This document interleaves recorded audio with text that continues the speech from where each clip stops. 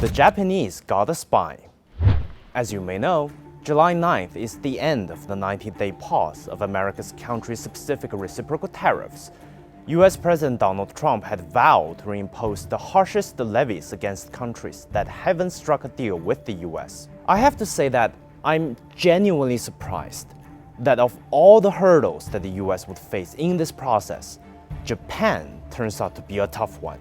We've dealt with Japan. I'm not sure if we're going to make a deal. I doubt it with Japan. They're very tough. You have to understand they're very spoiled.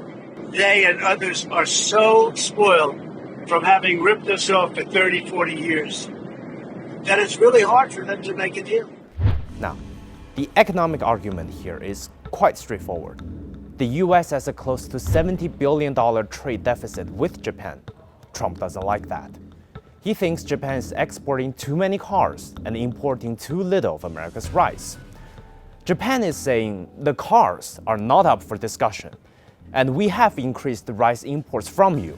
Hell, half of our tariff-free rice imports comes from America. What more do you want? That got us into this stalemate. From where I sit, I think Japan has been consistent in its standing. Back in mid-April, Prime Minister Shigeru Ishiba had made it clear that Japan does not plan to make big concessions and won't rush to reach a deal. Several days later, his top tariff negotiator echoed the message and said it's difficult to say how long it will take to bridge the gap. And recently, Prime Minister Ishiba even hardened that position, saying Japan is the biggest global investor in the United States and the world's biggest contributor to U.S. jobs. That means Japan is different from other countries. A statement of fact, with a hint of intimidation.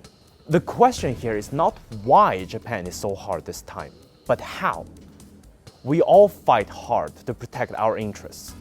But Japan has a history of bending to US pressure, and let's face it, it doesn't even have full control over its affairs given the US's hold over the country. How could this Japanese administration be willing to incur the wrath of America?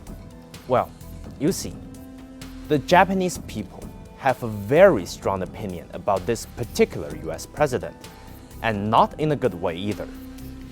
Back in 2016, before President Trump was elected the first time, 72% of Japanese held a favorable view towards the United States.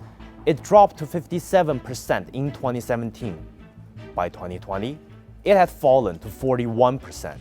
It went through a significant rebound under the Biden administration to over 70%. Then boom, 2025 came, 55% again. Meanwhile, throughout the past two administrations, more than 50% of the Japanese population see US's power and influence as a major threat. There is more than enough popular support for a tougher stance against the United States, and the Japanese government has been making its own preparations as well. This is how the Carnegie Endowment describes it. America's reshaping of the world order has accelerated Japan's move to embed itself in as many bilateral, multilateral, and regional trade and economic frameworks as possible. Overlapping multilateral and regional groups and moves to strengthen bilateral relations with other countries are more important than ever. A free trade agreement is under negotiation with China and South Korea. Japan is even strengthening security cooperation with NATO, including the possibility of opening a NATO office in Japan as a move to cement relations with Europe. So economic interests, yes, they are crucial incentives for Japan's tough stance against the United States. But politically, both the Japanese people and officials have already laid the groundwork to support that position. My wild guess is that eventually, Japan will have to compromise a lot to avoid economic catastrophe. There will need to be a deal struck between Japan and the United States. But how they get to that place will reveal just how deep the chasm is between the two countries and how much impact it will have on the future of East Asia.